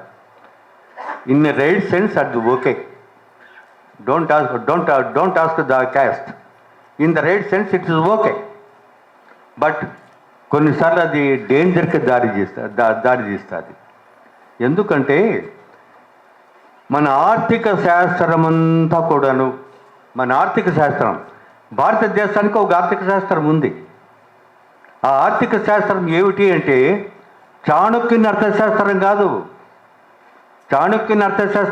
కౌటిల్యుని అర్థశాస్త్రం కాదు. మన అర్థశాస్త్రం ఏమిటి అంటే కనుక, కుల సమాజమే ఆర్థిక శాస్త్రము, కుల వ్యవస్థే ఆర్థిక శాస్త్రము. అది ఏ విధంగా అంటే, ఒక్కొక్క వృత్తి ప్రొఫెషనల్గా నిర్ణయిస్తారు. బ్లడ్ ప్రొఫెషన్ అంటాం కదా, ఆ బ్లడ్ ప్రొఫెషన్లో ఒక్కొక్కరికి అనువంశికంగా వస్తుంది కులం. వాడి నుంచి మాదిగనో మాలనో ఏదోటి వస్తుంది. కానీ ఈ కులాల మధ్య ఎంత ద్రోహం ఉంది, ఎంత కుట్ర ఉంది అర్థం చేసుకుంటే మనకు తెలుస్తుంది. ఒకటిదేమో బ్రాహ్మణ కులం. బ్రాహ్మణ కులానికి వృత్తి ఏమిటి? పౌరహిత్యం. ప్రీస్ట్లీ అంటే బోధించడం. బ్రాహ్మణునికి బోధించడం అనేది వృత్తి. మాదిగవానికి ఏం వృత్తి? మాదిగవానికి తోలు పనులు చేయడం. తోలుతో వాడు టోపీలు కొడతాడు, బెల్టులు కడతాడు, బ్యాగులు, మన మీద బ్యాగులు, సంచులు కుడతాడు, ఇంకా ఎన్నెన్నో జంతర్మంతర్లు చేస్తాడు వాడు, నిపుణుడు. ఇప్పుడు బ్రాహ్మణుడికి పౌరోహిత్యంలో మన బ్రాహ్మణ అయ్యవారికి ఇచ్చే బ్రాహ్మణ పౌరోహిత్యంలో వారికి ఎక్కువ ఆదాయం ఉంటుందా? మనం అందరం ఇట్లా అనుకొని దక్షిణ వేసిపోతాం కదా. ఆ దక్షిణ పాపం భగవంతుడు పోదు, అది పోదు. వారి పేరు చెప్పుకొని ఇక్కడ నిడుతూ ఉంటుంది. ఈ దక్షిణలు, ఈ ప్రదక్షిణలు, దక్షిణలు అన్నీ కూడాను బ్రాహ్మణ వ్యవస్థలో ఉంటాయి. పూర్వకాలంలో బ్రాహ్మణుడు ఏమన్నవాడు? ఎవరైనా చచ్చిపోతే నాకు బియ్యం సమర్పయామి, బ్యాళ్ళు సమర్పయామి, నాకు అది సమర్పయామి, ఇది సమర్పయామి, చిట్టే చివరికి గోవు సమర్పయామి, చిట్టే చివరికి సువర్ణం సమర్పయామి. మన లేనివాడు అన్నిటికీ అత్యంత లేస్తా అంటాడు. అది అనుకోపోది. కానీ వానికి ఎంత వస్తుంది దీంట్లో ఆదాయము? బ్రాహ్మణుడికి గోవును బట్టీలు. ప్రాచీన కాలంలో వాడికి గోవును పట్టించేవాళ్ళు, సువర్ణం, నిజంగానే సువర్ణం ఇచ్చేవాళ్ళు. ఇన్ని చేసిన వాడికి బ్రాహ్మణుడికి ఎక్కువ సంపాదన ఉంటుందా? తోలు పని చేసే మాదిగవాడికి ఎక్కువ సంపాదన ఉంటుందా? ఈ వృత్తులు నిర్ణయించిన సమాజం ఏమిటి? ఈ వృత్తుల్ని ఎవడు నిర్ణయించినాడు? அவருடைய பதிலை வந்து புரிஞ்சுக்கிறதுக்கு ஒரு முக்கியமான விஷயம் நம்ம என்ன புரிஞ்சுக்கணும். இன்னும் வந்து ஆந்திரா, கர்நாடகாவில் வந்து பிராமணர்களுடைய ஆதிக்கம்ங்கிறதும் எல்லா துறைகள்ட்டும், குறிப்பாக நீங்கள் வந்து தமிழ்நாட்டில் வந்து சில இப்போ வந்து உங்களால் வந்து ஒரு லிட்ரேச்சர் பர்சன், தமிழ் லிட்ரேச்சர் பர்சனாக வந்து உங்களை வந்து ஒரு பிராமினை உங்களால் பார்க்க முடியாது சமீபமாக.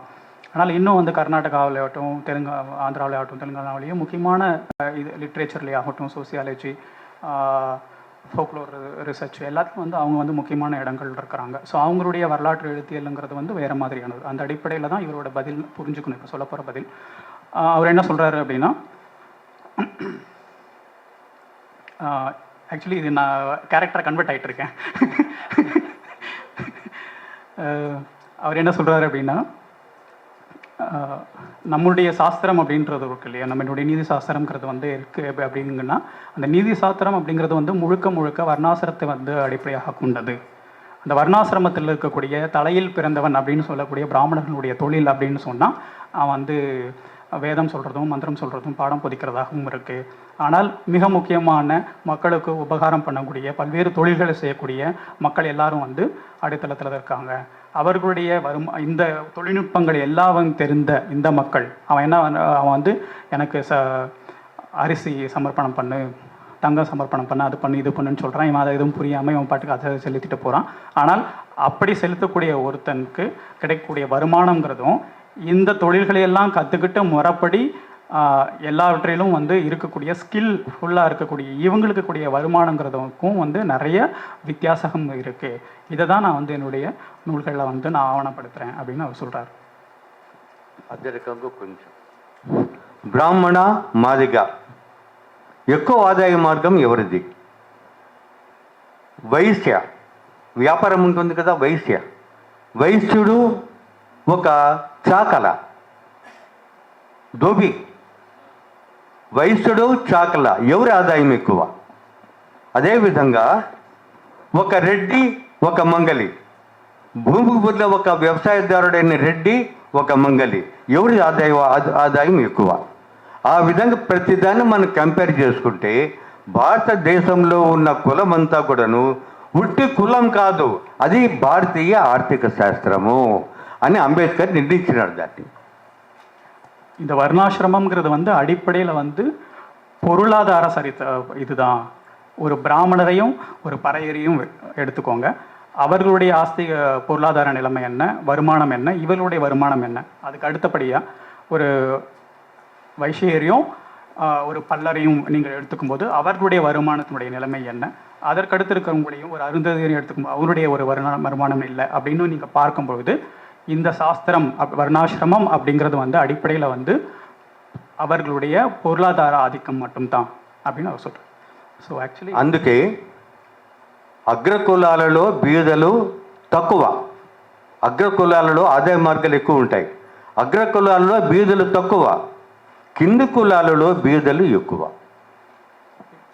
కింది కులాలలో బీదలు ఎక్కువ, బీదలు బీదలు పేదలు. ஓகே. ஸோ அதன் அடிப்படையில் தான் வந்து ஒடுக்கப்பட்ட மக்கள்ங்கிறது வந்து முழுக்க முழுக்க ఇదే గణాంక వివరాల రీత్యా రుజువు కాబడినది. அவங்க வந்து பொருளாதார அடிப்படையில் வந்து ஒடுக்கப்பட்டவங்களா இருக்காங்க அப்படின்னு அவர் சொல்கிறாரு. அவர் இடையில இன்னொரு ராயலசீமா பற்றி ஒரு தகவல் சொன்னார். குறிப்பாக நம்மளுடைய பருவம் அப்படிங்கிறது வந்து 6 பருவமாக இருக்கும். ஆனால் ராயலசீமாவை பொறுத்த வரைக்கும் 7 பருவமாக இருக்கும். அந்த 7வது பருவம் அப்படிங்கிறது வந்து இறப்பு பருவம். ஒவ்வொரு முறையும் வறட்சியால் வந்து பாதிக்கப்படும் போது இந்த மக்கள் வந்து வட்டி வந்து முழுமையாக கொடுக்க முடியாமல் அவருடைய ஏச்சுக்களையும் பேச்சுக்களையும் வந்து இது பண்ணி அவர்கள் தற்கொலை செய்து கொள்ளுகிற பருவம் அப்படிங்கிறது வந்து முழுக்க முழுக்க ராயலசீமாவில் இருக்குது அப்படின்னு சொல்கிறாரு. ஆக்சுவலி எனக்கு தொடர்ந்து வந்து பின்னாடி வந்து ஓலை வந்துகிட்டே இருக்குது.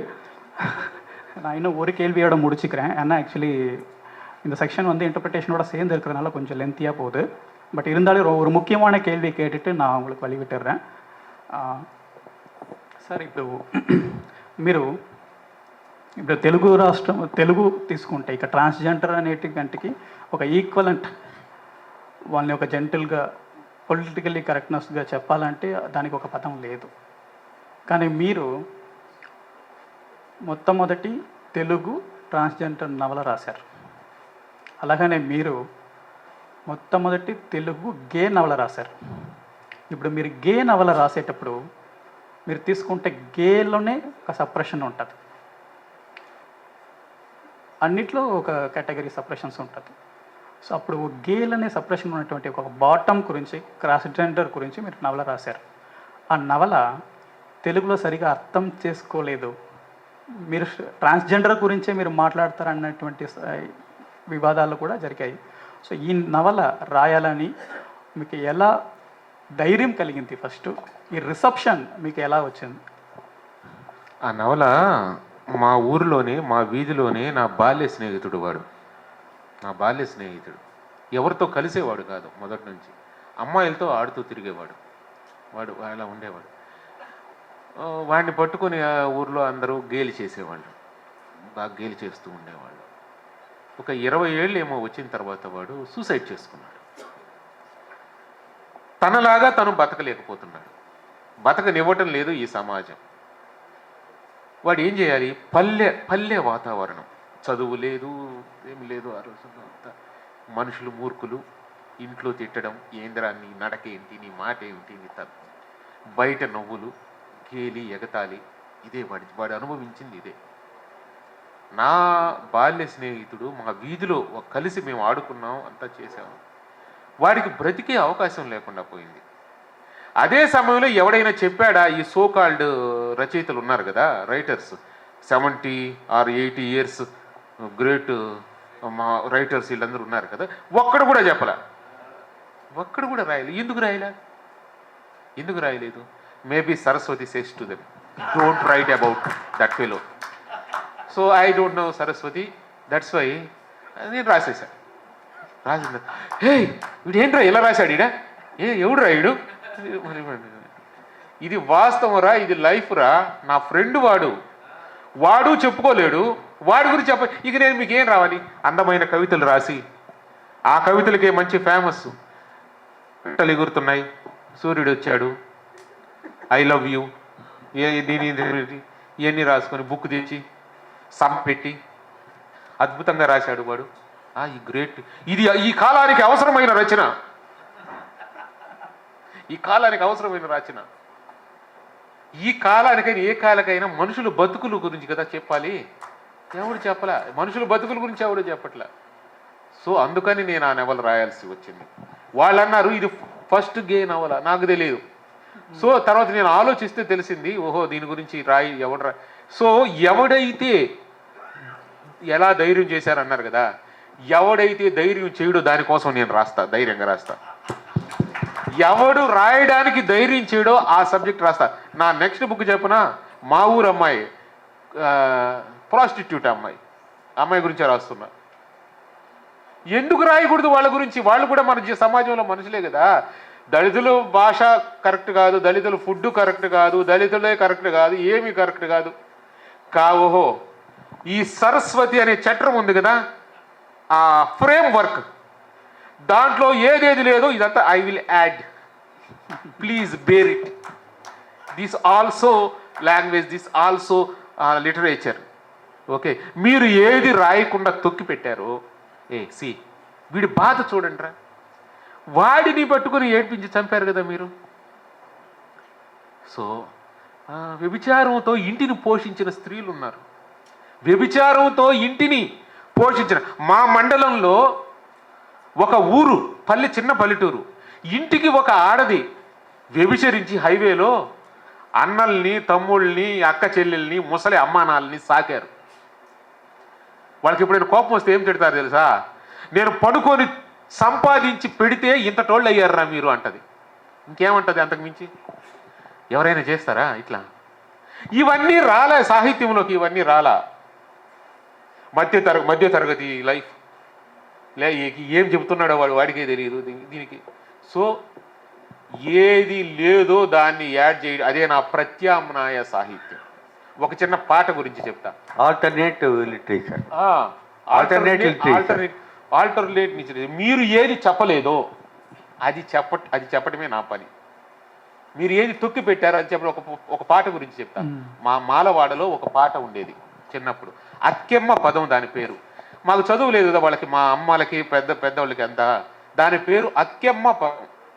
భర్త అనుమానిస్తాడు భార్యని, బాబు వింటున్నావు కదా, భర్త భార్యని అనుమానిస్తాడు, శీల పరీక్ష పెడతాడు.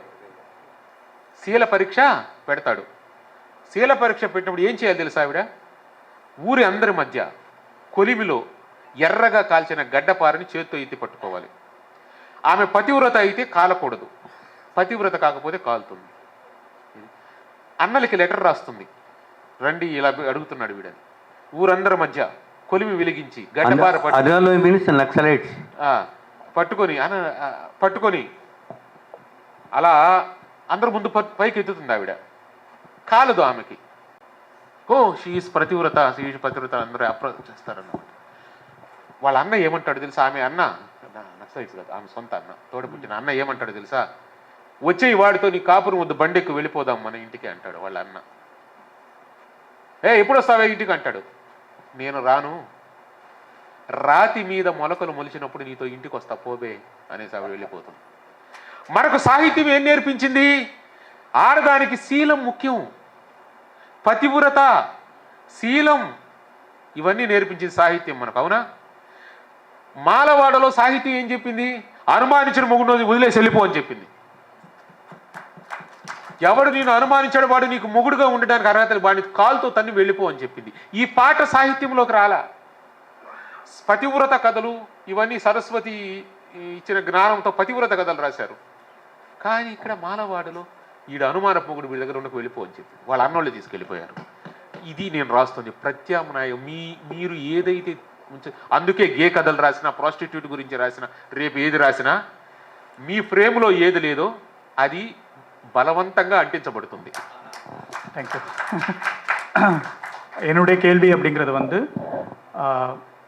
இவர் வந்து குயர் மக்களில் வந்து முதல் திருநங்கைகள் குறித்த ஒரு நாவல் வந்து இவர் எழுதியிருக்கிறார். அதே மாதிரி விஜயகுமார் எழுதும்போது முதல் கே நாவல் எழுதினார். அந்த கே நாவல் நான் என்ன கேள்வி கேட்டேன் அப்படின்னு சொன்னால், தெலுங்கில் ஒரு இப்போ திருநங்கை அப்படிங்கிற ஒரு மாற்று வார்த்தை இருக்குது இல்லையா, மாற்றுப்பாலினத்தவர்கள் இருக்குது, திருநங்கைகள் இருக்குது, திருநங்கைகள் இருக்குது, கொஞ்சம் கௌரவமாக அவரை அழைப்பதற்கான சில வார்த்தைகள் இருக்குது. அந்த மாதிரி வார்த்தை கல்ச்சர், நாமி கல்ச்சர் கூட இல்லாத ஒரு தெலுங்கில் எடுப்பிலே ஒரு நாவல் எழுதுறீங்க. அந்த நாவல் கேலையும் ஒடுக்கப்படக்கூடிய பாட்டம்ஸ் அப்புறம் கிராஸ் ட்ரெஸ் பண்ணுறவங்கள பற்றி நீங்கள் வந்து எழுதுறீங்க. அது எப்படி எழுதுறீங்கன்னு நான் கேட்டேன். அவர் வந்து என்ன சொல்கிறாருன்னா, அது என்னுடைய பால்ய சிநேகனுடைய ஒரு கதை தான், ஆனால் அவன் தன்னுடைய 20 வயசில் தற்கொலை பண்ணிக்கிட்டான். ஆனால் அந்த நாவலில் வந்து தற்கொலை எதுவும் நடக்காது. சாரி, அவன் வந்து தற்கொலை பண்ணிக்கிட்டான். அதை பற்றி நான் வந்து ஒரு நாவல் எழுதுகிறேன். அந்த நாவல் முதல் கே நாவல்னு எனக்கு ஆக்சுவலி தெரியாது. ஆனால் அது ஏன் என்னால் எழுத முடிஞ்சது அப்படின்னு சொன்னால், இத்தனை வருஷங்களாக 70 வயசு உள்ள, 80 வயசு உள்ள, 90 வயசு உள்ள தெலுங்குனுடைய மிக மூத்த எழுத்தாளர்னால நான் சொல்லிக்கிறேன். ஆனால் அவன் ஏன் இந்த வாழ்க்கையை எழுதலை அப்படின்னா, இருக்கலாம், ஒருவேளை சரஸ்வதி பிரச்சனையாக இருக்கலாம், சரஸ்வதி வந்து அவங்கள எழுதக்கூடாதுன்னு சொல்லியிருக்கலாம். ஆனால் எனக்கும் சரஸ்வதிக்கும் எந்த தொடர்பும் இல்லைங்கிறதுனால நான் வந்து என்னுடைய நண்பனை பற்றி எழுதினேன். அது என்னால் எழுத முடிஞ்சது. அப்புறம் சொல்லிட்டு அவர் தன்னுடைய எழுத்தினுடைய ஒரு தாத்பரியம் சொல்கிறார். நீ எதையெல்லாம் எடுத்துகிட்டு வந்து ஒரு சட்டகத்துக்குள்ளே வச்சு இதை தான் எழுதுறேன்னு நீ சொல்கிறையோ, அதை எதையுமே எழுதாமல் என்னுடைய மக்கள், என் கூட இருக்கிறவனை பற்றி தான் நான் எழுதுவேன். என்னுடைய அடுத்த நாவல் அப்படிங்கிறது வந்து என்னுடைய ஊரில் இருக்கக்கூடிய ஒரு பாலியல் தொழில் செய்யக்கூடிய ஒரு பெண்ணை பற்றி தான் நான் எழுத போகிறேன். எங்களில் ஒரு வழக்கம் இருக்குது, எத்தனையோ பெண்கள் பாலியல் தொழிலை செய்து குடும்பங்களை வளர்த்த கதையெல்லாம் எங்கள் ஊரில் சர்வசாதாரணமாக நீங்கள் பார்க்கலாம்.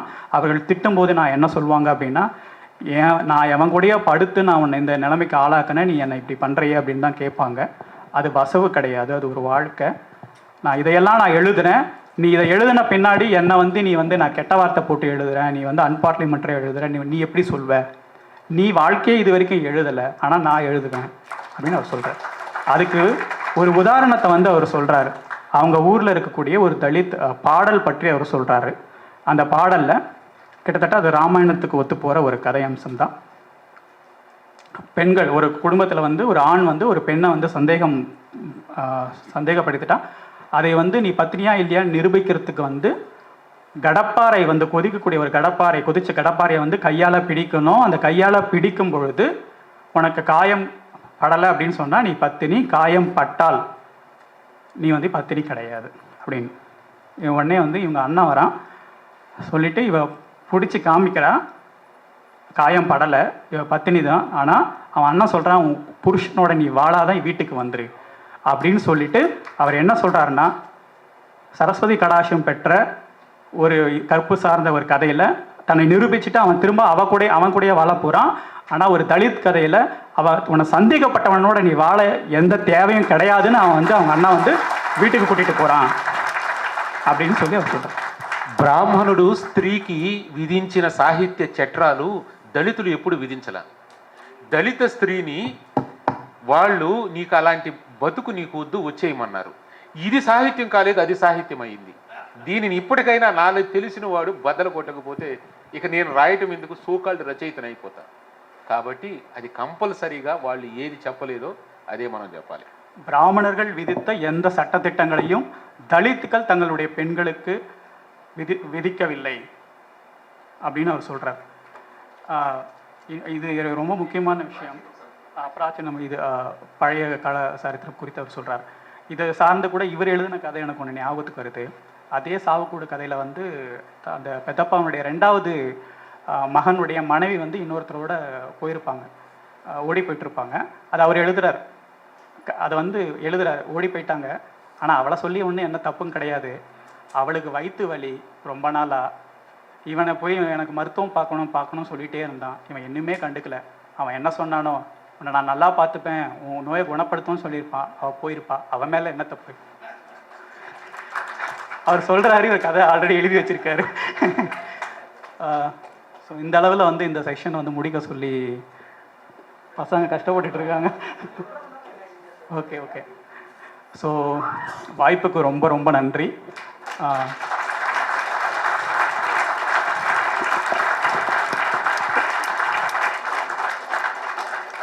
இவங்கக்கிட்ட பேசுகிறதுக்கு நிறைய இருக்குது. கண்டிப்பாக வந்து ஒரு ஆப்பர்ச்சுனிட்டி கிடைச்சா இவங்கள பற்றி மட்டுமே நான் தனியாக வேறு ஏதாவது ஒரு நாளில் நான் பேசுகிறேன். நம்மளுடைய அழைப்பை ஏற்று అவ்வளோ దూరం అங்கருந்து வந்த ఇవங்க 2 పేరుக்கும் என்னுடைய నன்றి. సార్ మా ఆహ్వాన్ని మన్నించి అక్కడి నుంచి ఇంత శ్రమతో మీరు ఇక్కడ వచ్చినందుకు మేము చాలా కృషి పడుతున్నాం. ఇక్కడ మీరు తెలియచేసినటువంటి విషయాలు నాకు చాలా తృప్తి.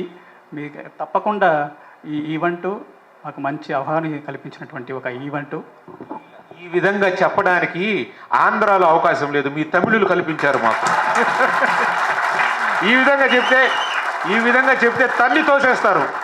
ఏయ్ దిగరాదు ముందు మాకు ఇది లేదు, కనీసం చెప్పడానికి మీ తమిళ నేల అయినా మిగిలింది. Thank you. తోటి ద్రవిడ సోదరులకి అందరికీ కూడాను నా ద్రవిడ దండాలు.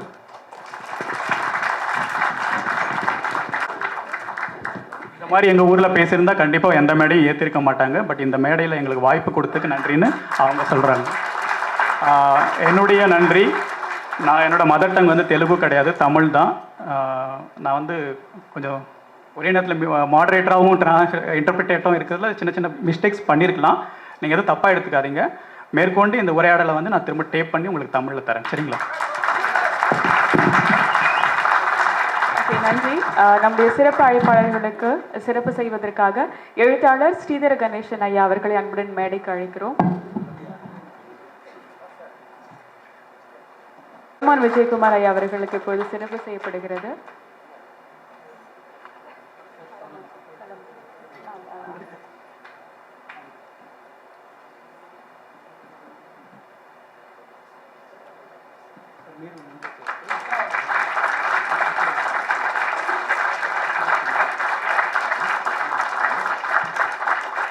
அடுத்ததாக எழுத்தாளர் பண்டிய நாராயண சுவாமி சார் அவர்களுக்கு சிறப்பு செய்யப்படுகிறது.